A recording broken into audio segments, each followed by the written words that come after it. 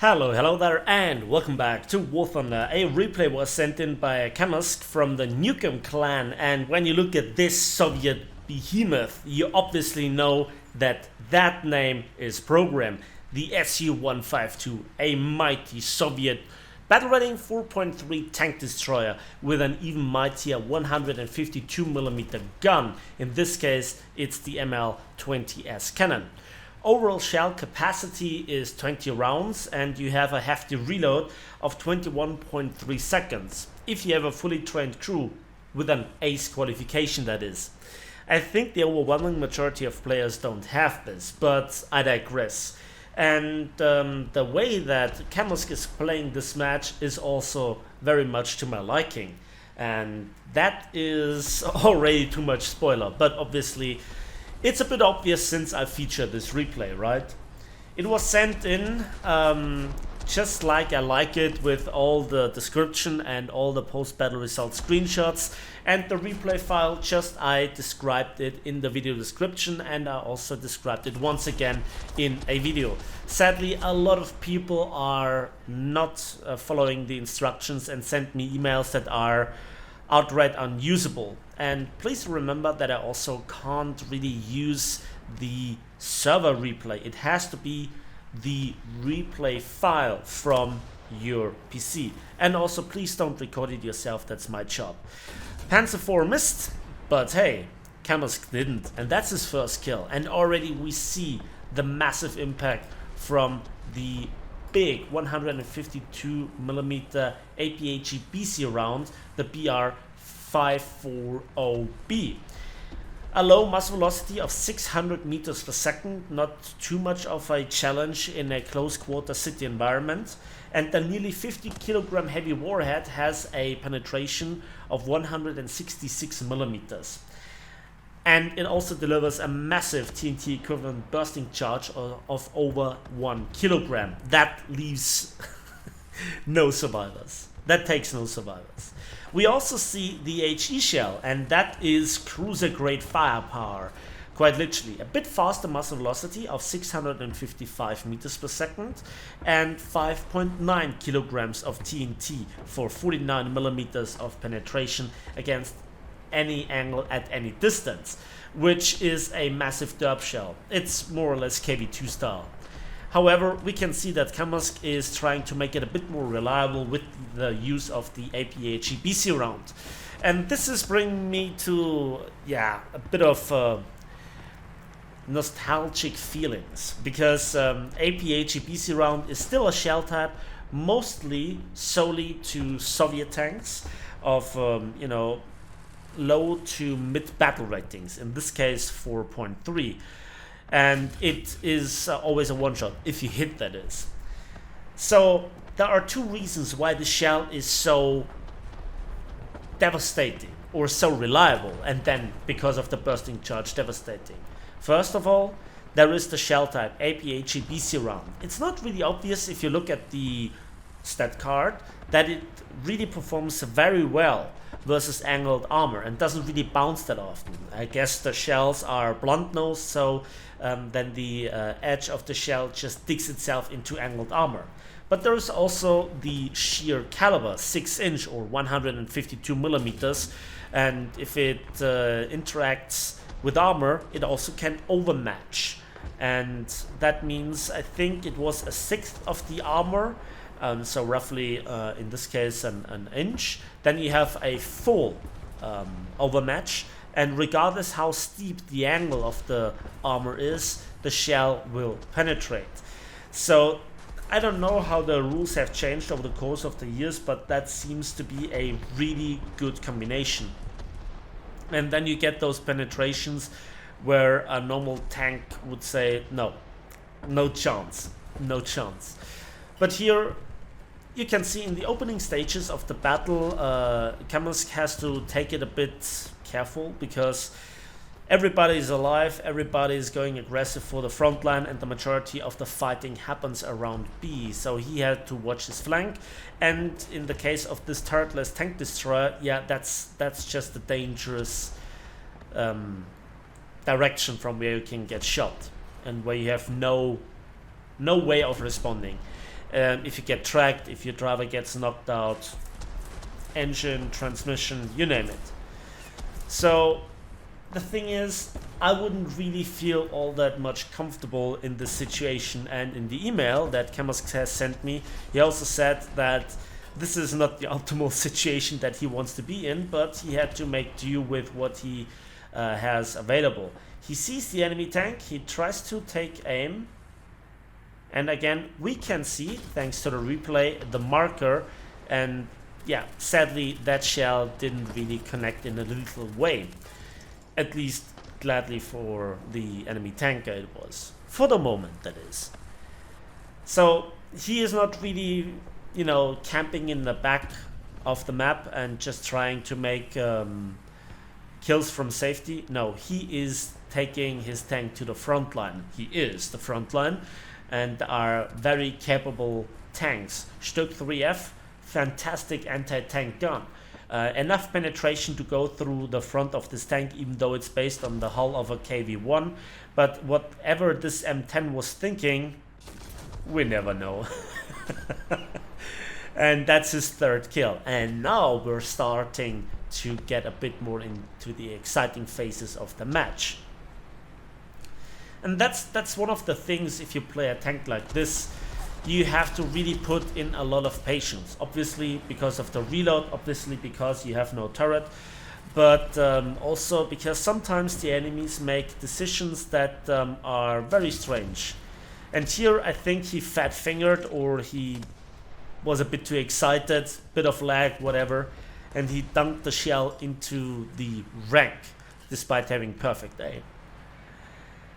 Oh boy. So overall shell capacity is 20, and he went up to 3/4 of that. An amount that I think I never had to use in any sort of big Soviet tank gun. But then here he makes the shell connect again with an M4, A4, and straight through the weak spot. Bit of overkill.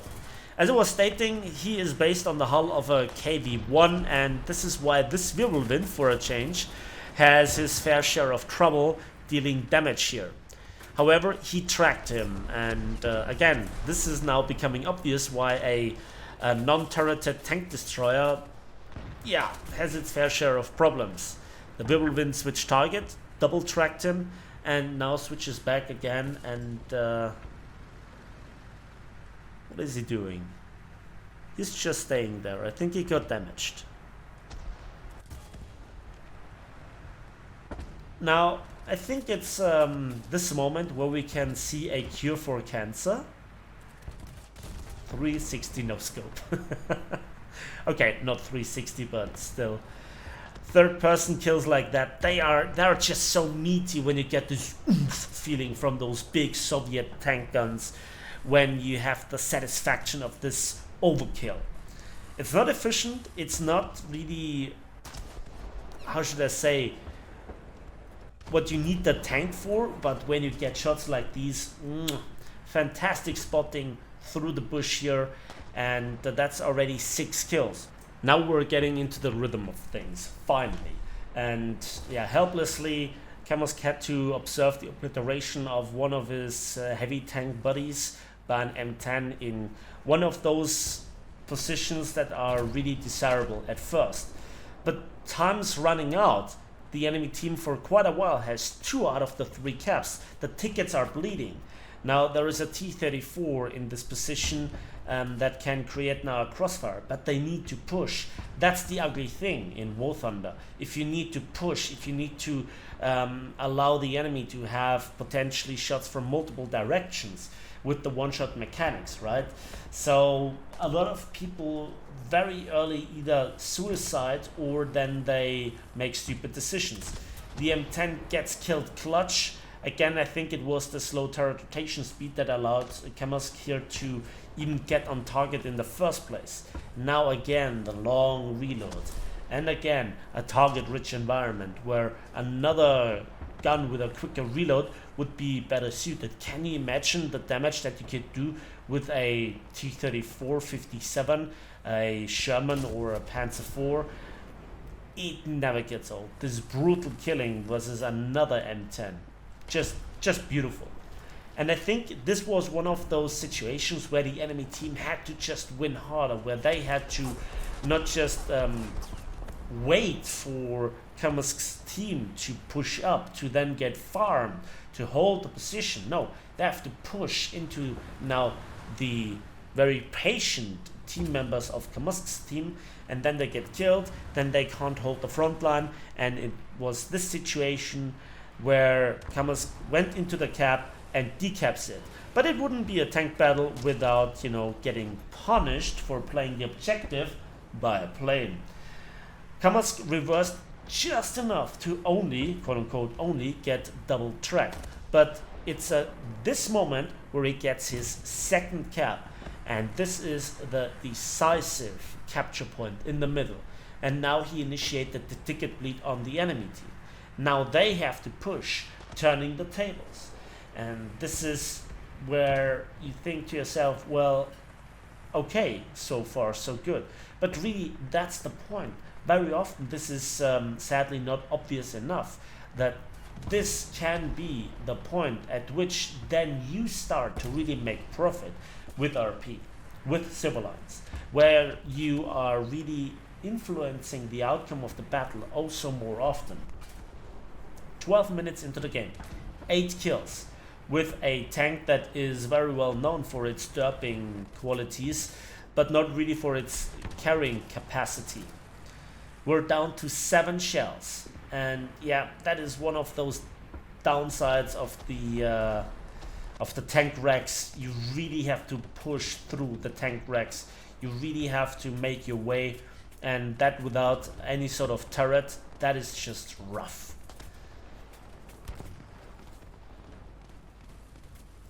So where should he look? Did the M24 get killed? Yes, he got killed by SIS-43. Yeah, even Soviet SPA works. Stuk 3 have dangerous gun, easily capable of one-shotting the SU-152. But if you don't put your gun on the enemy target, the target will the gun point at you. Was that even English? England is hard. Anyway, that is his 9th kill. Fantastic. And again, long reload.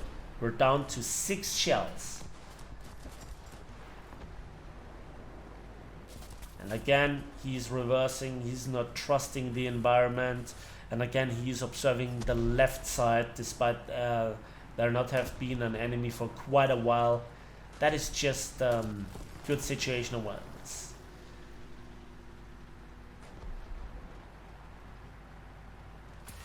And now he gets the full attention of a whirlwind. And I like how he uses here the dead Sherman as cover. And obviously he now has to repair his gun barrel, because it was big enough of a target for a quad 20mm to damage it. He then sees for a brief moment the M24, takes an educated guess and obliterates it for the double ace through a bush. I really like this.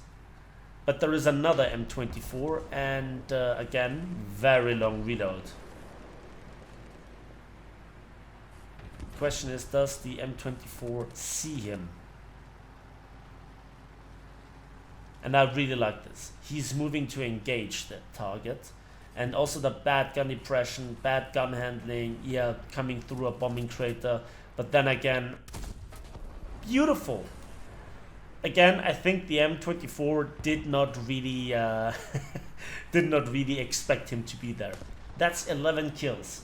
Now, 11 kills is already strong enough, but this has been done in one tank so far, and with a gun that is not really suited for the environment. So that is just one of those battles I'd like to have. This is one of the battles that I know how it's done, but to actually get it done, as Kamusk was also stating in the email, yeah, it's just a good combination of skill, situational awareness, but also the little bit of luck, because you can be a really good player, you know.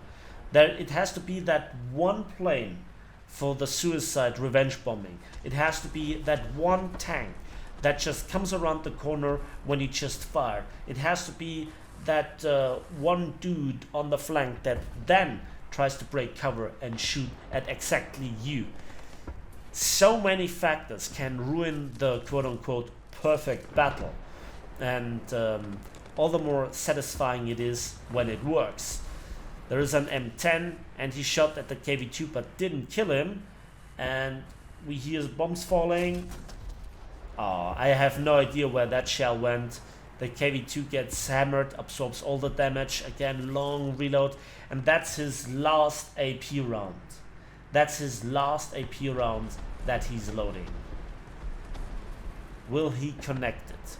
He sees the M10. The M10 is fully occupied by dealing here with this KV-2, and then below the gun barrel he shoots and straight through the upper frontal plate of the M10 for the doesn't. The round doesn't. With the last AP round. Now that's a little bit of a replay bug, I guess, that the last round is still getting shown. I think that's now he is loading the HE round. Anyway, spoiler alert, that was the battle. So let's have a look at the post-battle results. Congratulations, Kamusk, for your double ace plus survivor heavy metal hero match in the Soviet SU-152, battle rating 4.3, Soviet tank destroyer that was not even spaded. And for the 12 kills and 3 caps as a premium player, but in a tech 3 tank he got 88,000 silver lines and over 9,000, nearly 9,200 research points. What a match, showing all the good qualities of an experienced tanker. Patience, situation awareness, and just using the strength of the tank, in this case, what a surprise, a big gun, and trying to avoid the weaknesses, and then just finding the right moment to push. Satisfying to watch, brings me back to the good old days where big guns and a lot of armor still had their place in the game. Sadly, that is now not top tier anymore, where it's just, you know, what it is. And looking at the leaderboard, we see a little bit of a surprise, because Kamusk, for a change, is not the first in his team by quite a bit. That goes to another player that also had a double ace with tanks purely alone, and 2 plane kills and 7 assists. But those 2 players together really seemed to carry their team to victory, and they were just a bit better than the enemy team, and so it was a well-deserved win. So thank you, Kamusk, for sending this one in. I hope you guys enjoyed this video. Please give it a like, give it a subscribe if you want to see more. Let me know in the comment section what you think about this gameplay, and as usual, we'll see each other on the waves in the skies and on the battlefields of War Thunder.